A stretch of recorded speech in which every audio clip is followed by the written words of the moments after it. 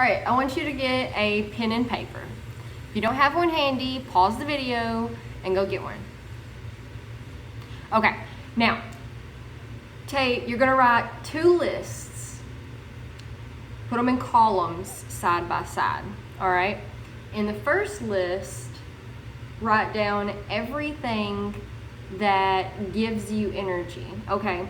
So this is gonna be things that make you happy, things that help you rest, things that make you healthy, like, slow-paced exercise is probably gonna give you more energy. High-paced exercise can give you more energy also. When that makes you tired is probably when you're like doing too much. So exercise, eating healthy,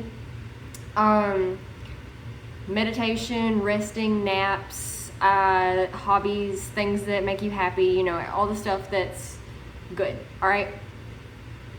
Now, in the other list, pause the video and finish that list if you're not done with that, because I'm just gonna go on over here since I'm not actually writing anything, Anyway, in the other list, write down everything that drains you of energy, okay?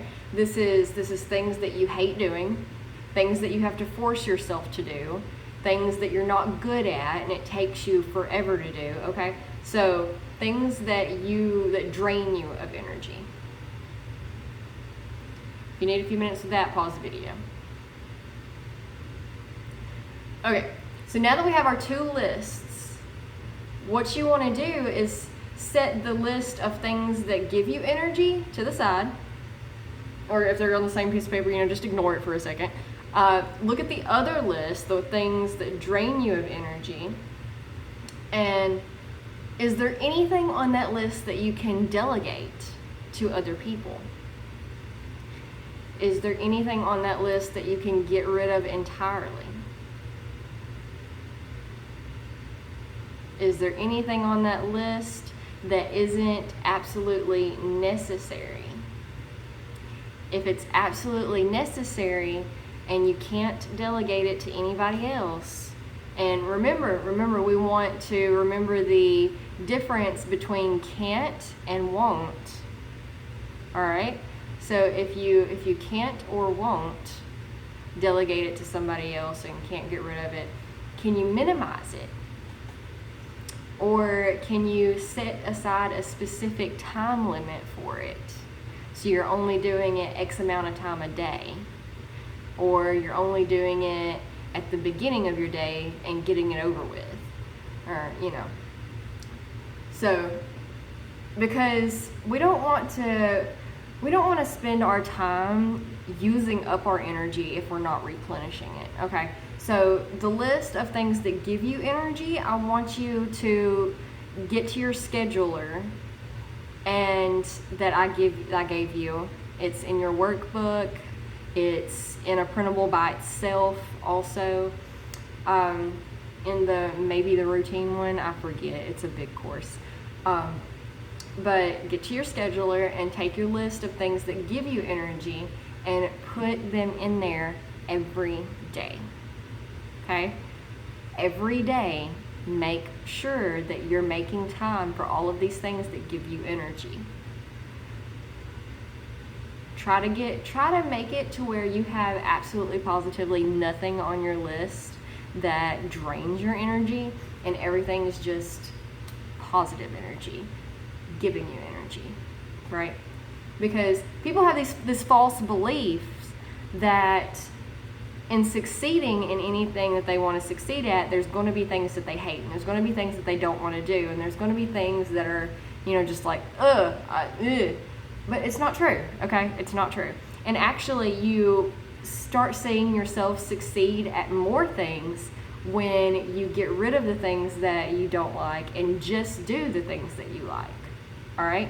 Because you can put more focus and energy towards those things that you do like. If you're trying to run a business and you absolutely positively hate social media, get you a social media strategist. I have one. Hit me up. I'll let you know who he is, and he's great. If you only like to blog, then just blog. Okay? Don't worry about all the extra stuff. All the extra stuff can be delegated to somebody else. If you're not good at graphics, get you a graphic designer.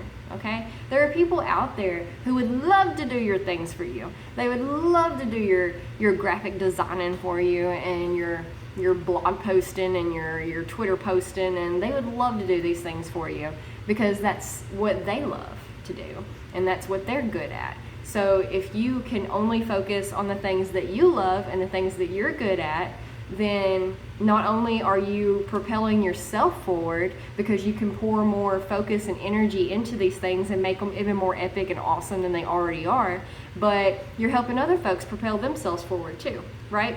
And that's what we want to do, is help each other. You know, to individually we are limitless, but together we are unstoppable. Together we can do impossible things in a fraction of the time.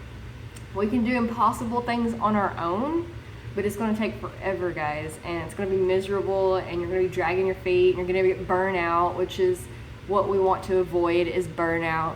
And it's, if you allow other people to help, and I know how it is. I know you don't want them to do it, not because they can't, but because maybe they won't do it the way you want it done, or maybe it's, you know, it won't be as good as what you can do.